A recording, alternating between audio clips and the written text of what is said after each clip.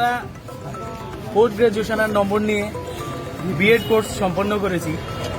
আমরা ত্রিপুরা সরকারের টেট 1 এবং টেট 2 পরীক্ষা দিতে পারছি না, কারণ সেক্ষেত্রে নিয়ম হচ্ছে বিএড এবং গ্রাজুয়েশনে 50% নম্বর থাকতে হবে।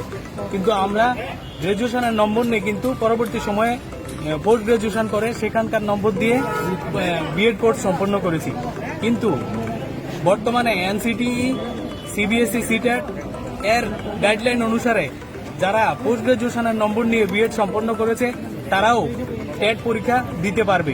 কিন্তু আমাদের ত্রিপুরা সরকারের টেট 1 এবং টেট 2 এর নিয়ম অনুযায়ী আমরা পরীক্ষা দিতে পারছি না। তাই আমরা ত্রিপুরা সরকারের বুনিয়াদী শিক্ষা দপ্তর এবং টিআরবিটির কাছে আবেদন জানাচ্ছি যেন এনসিটিই গাইডলাইন অনুসারে এবং সুপ্রিম কোর্টের সংশ্লিষ্ট রায় অনুসারে এবং সিবিএসই, সিটেটের রুলস অনুসারে যেন এলিজিবিলিটি ক্রাইটেরিয়া আপডেট করা হয় এবং আমরা যারা পোস্ট গ্রাজুয়েশনের নম্বর নিয়ে বিএড পাস করেছি তাদেরকে যেন টেট 1 এবং টেট 2 পরীক্ষায় বসার সুযোগ করে দেওয়া হয়।